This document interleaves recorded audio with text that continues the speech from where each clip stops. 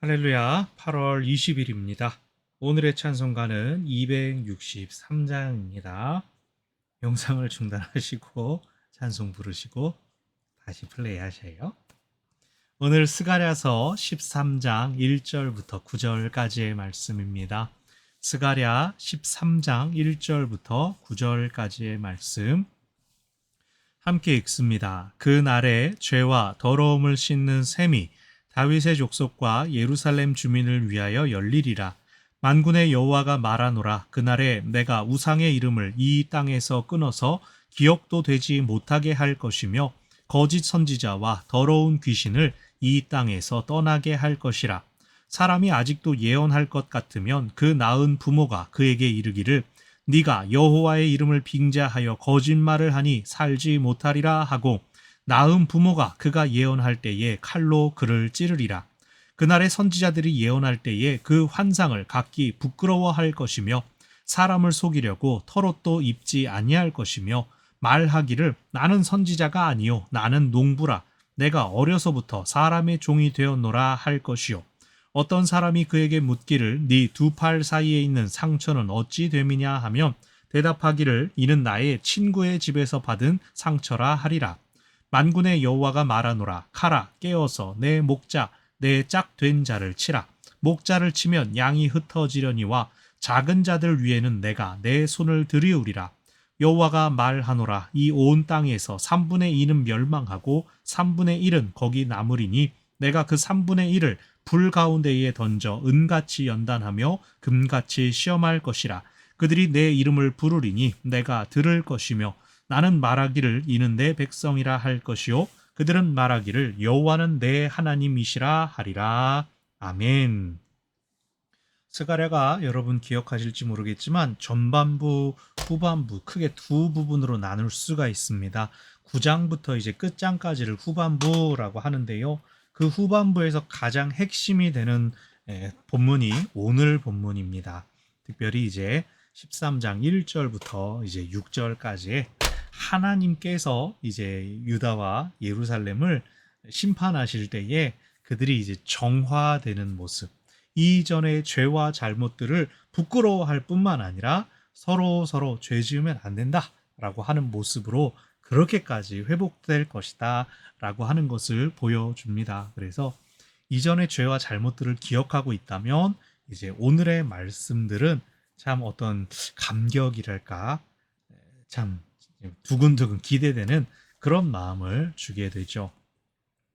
1절을 보면 그날에 하나님께서 심판하시는 그날에 죄와 더러움을 씻는 셈이 다윗의 족속과 예루살렘 주민을 위하여 열리리라. 이 셈에서 씻으면 죄와 더러움이 씻겨진다 라고 하는 겁니다. 그렇게 자신의 죄와 잘못과 더러움들이 씻겨지게 될 때에 2절 하나님께서 말씀하십니다. 우상의 이름을 이 땅에서 끊어서 기억도 되지 못하게 할 것이다.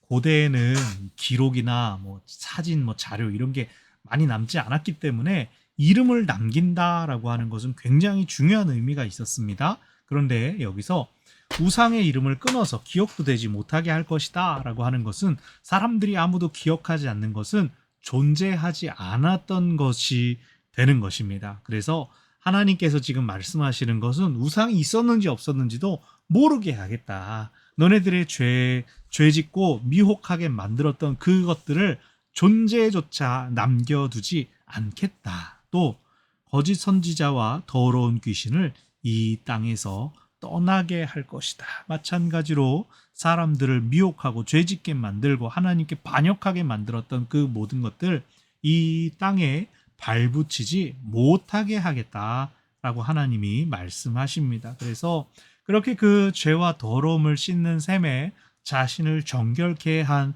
사람들의 반응이 이제 3절부터 6절까지 나타나는데요. 아주 재밌습니다. 3절 사람이 아직도 예언할 것 같으면 이것은 하나님의 선지자로 쓰이는 것이 아니라 귀신의 말, 사람의 어떤 생각들, 그것을 꾸며서 말하는 거짓 선지자들이 하던 그러한 예언 행위를 하려고 하면 부모가 말할 거라는 겁니다. 네가 여호와의 이름을 빙자하여 거짓말을 하니 살지 못하리라 라고 낳은 부모가 예언할 때 그를 칼로 찌를 것이다 라고 합니다. 그만큼 철저하게 하나님의 말씀대로 하나님의 말씀을 어지럽히는 거짓과 죄악을 스스로 정화하고자 하는 노력이 일어날 것이다. 그만큼 하나님을 존귀하게 여김이 회복될 것이다. 라고 이야기가 됩니다. 부모가 자녀들 죄 숨겨주고 감춰주고 오히려 그런 면이 더 인간적으로 그러지 않습니까? 그런데 그런 일이 사라질 것이다. 라는 거예요. 4절 선지자들이 예언할 때에 환상을 부끄러워할 것이다. 자기가 본 뭔가 신비한 체험을 하고 말을 하려고 할 때 하나님이 주신 것 같지가 않으면 스스로 부끄럽고 이거 아닌데 스스로 생각하게 된다는 겁니다. 재밌는 일 아니에요? 자기가 뭐 돈벌이를 한다든가 사람들을 홀리려고 예언을 하면서도 이거 아니지라는 생각에 알아서 부끄러워한다는 거예요. 또 사람을 속이려고 털옷도 입지 않을 것이다. 털옷 입은 선지자 누구죠? 유명한 엘리야를 흉내내는 그 모습도 이제 더 이상 이거 못하겠다. 날도 더운데 털옷 뭐하러 내가 이렇게까지 해야 되나? 막 이제 정신 차린다는 것이죠. 그러면서 5절 나 선지자가 아니라 농부입니다. 농부. 내가 신분이 천해가지고 내가 털 가지고 있고 내가 그랬던 거예요. 내가 어려서부터 노예 출신이라서 내가 배운 게 없어가지고 내가 막말했습니다. 사람들이 죄 지었던 그 과거가 너무나 부끄러워가지고 아이고 나 선지자 아니에요. 나 농부예요. 나 종이에요. 노예예요. 이런다는 거예요. 6절 근데 어떤 사람이 묻기를 당신 두 팔 사이에 상처가 나 있는데 이거 뭡니까? 그거 우상 숭배하려고 자해하는 적 아닙니까? 라고 물어보면 이거 친구에서 놀다가 그냥 다쳤네요. 이렇게 얼버무린다. 그래서 거짓 선지자들 하나님의 이름 빙자하면서 예언하는 척 했던 사람들이 스스로 이거 하나님이 싫어하는 거야. 안 돼. 나 이러면 죄지면 안 돼라고 스스로 돌이키는 모습. 희화화되어 있지만 또 한편으로는 얼마나 아름다운 모습들입니까? 스스로 나 하나님이 기뻐하시는 일을 할 거예요. 나 이제 죄 안 지을 거예요. 죄 지으면 하나님 싫어하세요. 라고 돌아오는 그 모습들. 나 농부예요. 나 지금 노예예요. 이렇게 말하는 모습. 얼마나 아름다운 모습이 되겠습니까? 근데 이렇게 되기까지는 사실 하나님의 그 심판이 있어야 되는 거죠. 저절로 그냥 샘물 나와서 다 씻기만 하면 죄가 사라지고 그럼 얼마나 좋겠습니까? 근데 그 샘은 비유적인 표현이죠. 7절부터 이제 9절에 만군의 여호와가 말하노라 카라 깨어서 나의 목자 나의 짝 된 자를 치라. 목자는 지도자를 의미합니다. 왕이나 제사장으로 하나님께서 세우신 자들을 쳐라. 왜? 목자를 치면 양들이 흩어질 것이다. 저 양들이 잘못된 인도를 따르기를 멈출 것이다. 특별히 작은 자들 위에는 내 손을 들이우리라. 걱정하지 말고 가라. 다 쳐라. 잘못된 자들, 벌받을 자들, 죄 지은 자들을 다 치면 내가 알아서 건지리라. 내가 알아서 도우리라. 8절 이 온 땅에서 3분의 2는 멸망하고 3분의 1은 남을 것이다. 계시록의 비슷한 표현 우리가 살펴봤죠. 여기 이런 구약의 묵시 문학에서 온 표현입니다. 3분의 2는 멸망하게 될 것이다. 그거는 온 땅에 죄가 관영했었다라고 하는 전제가 일단 있는 것이죠. 그런데 3분의 1이 남았습니다. 야, 살아남았으니 다행이다. 살아남은 게 다행인 게 아니라 9절 3분의 1을 불 가운데 던져서 은같이 연단하며 금같이 시험할 것이다 라고 하여서 살아남은 자들에게도 살았으니 너는 봐준다가 아니라 너는 이제부터 연단이다, 훈련이다, 시험이다. 그래서 정금과 같이 은과 같이 단련할 것이다. 그래서 그들이 연단 후에 하나님의 이름을 부르게 될 것이다. 그럴 때에 내가 들을 것이며 하나님이 그들을 연단시키신 후에 그들의 기도와 간구를 들어주시며 나는 말하기를 이는 내 백성이다.